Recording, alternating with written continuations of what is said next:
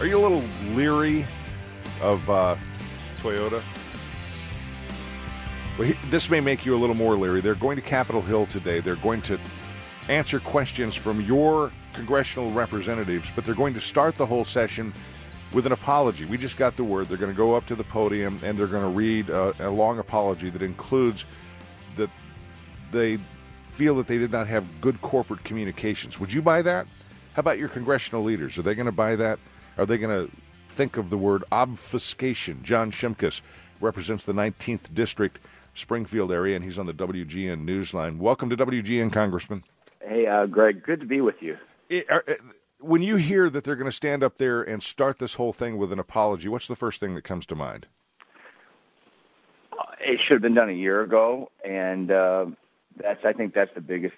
I mean, there's a lot of issues here, but they've been dealing with this vehicle issue now in reality for a year. Now it looks like they've got their hands caught in the cookie jar, and so that makes the apology a little less meaningful. I'm reading the story of a woman who, in 2006, had her Toyota take off to speeds of 100 miles an hour for 6 miles and couldn't get the thing stopped. She was afraid, and evidently she got a bit of a runaround, as did many people. So, a year ago we started hearing more about this, but evidently people have been going to their dealers reporting problems for a long time, Congressman. Yeah, and we've gotten, I think, 60,000 pages of documents, and of course that's why we have committee staff to start going through that to try to figure out who knew what, the old phrase, who knew what when. And, the rumors are that there's possible cover-up, and the question is, is there criminal intent? Obviously people were harmed, and people were put at risk. So what's the liability? I mean, that I'm a pro-market-based conservative, competitive Republican. I mean, Toyota's going to face the damages in the court of public opinion and the ability to sell and not to sell vehicles in the United States. I mean, it's just going to crash their name ID and stuff. But there may be more here, and that's why we have the hearing. Yeah, it's difficult, I would think, in your position and in the position of the federal government to balance the needs of the current economy with the need to make sure that this doesn't happen again. Already a couple of plants have been shut down in mid-America by Toyota, the United Kingdom, France, plants have been shut down. Is that a consideration when you go into a hearing like this, not to do too much damage to the economy while castigating Toyota? Well, I mean, that's a great question. I know the market. If we allow the market to do the penalizing, that's what it's doing right now because of again the name ID and the inability. The question, I think, my concern would be: was there a cover-up that caused the life, health, and safety of individual citizens? And now that would probably go to the purview of eventually to the Justice Department and stuff if that was. And then how do you penalize that? But I'm not a bailout guy. I mean, we're not here to protect corporate America when the winds of change occur and they lose their value. That's what bankruptcy is for. And I'm not saying Toyota will go bankrupt, but for them to have to restructure, this is because of their malfeasance, their mistakes, and they have to repair it. And this, I guess, part of the apology is part of the repair process.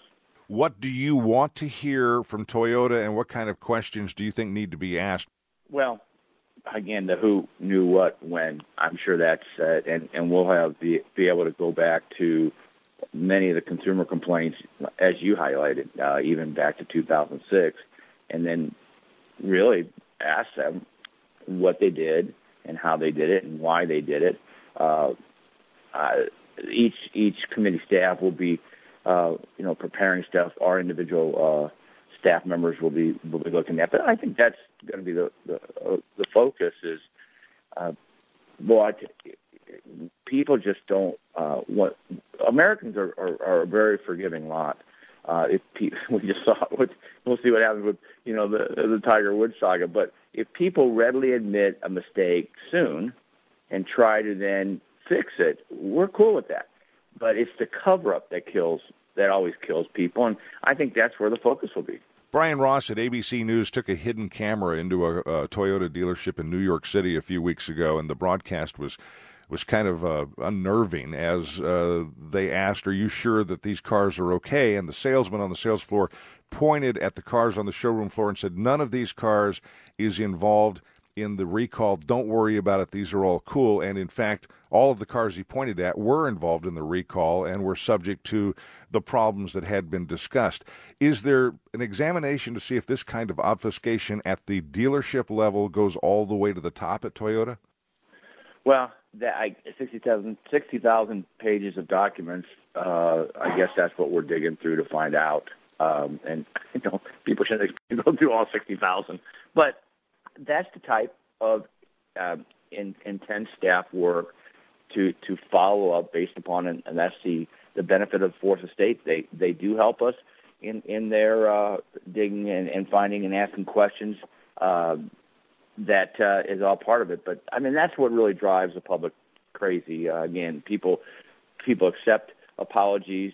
They want quick fix. But if there's cover-up, it doesn't bode well for the person who's allowed that to go on for a long time. The person at the forefront. You've got 60,000 pages.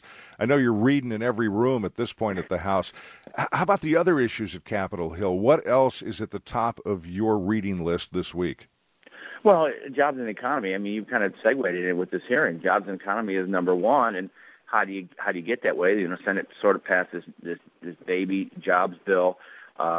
We want, a lot of us believe if we would just stop talking about cap and trade and stop talking about taking over the healthcare industry, that provides some security for business and industry. Otherwise, the uncertainty deprives them from the really desire to move forward across the board anywhere. So, and if people think government creates jobs, they just were raised differently than I think the founding fathers and our system developed. We're successful because we're capitalists and we work hard and we want to get a great return on our investment, and we will assume the risk.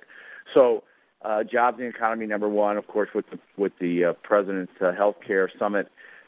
It's more gamesmanship, and he took two bad bills and kind of merged them together to get another bad bill. So, I'm not sure that it's tough to say we want to include Republicans when they have a draft bill that took two Democrat bills and said, now let's talk about this bill. It's really a farce. Congressman, usually when you apply for a job and you get a job, you've got some idea of why you wanted the job and what you hope to accomplish when you're there. After 13 years on the job, is it harder this year to do the job than ever before and harder to accomplish the things that you set out to do 13 years ago? Well, it's even more important. I think in my 13 years being, serving with President Clinton for 4 years and George Bush for 8 years and now President Obama, I'm a conservative Republican and believe in less government. I could honestly say I think we lost our way for some years in the Bush administration, and part of the anger is our failure, Republican failure. I think we got that message when we were kicked out.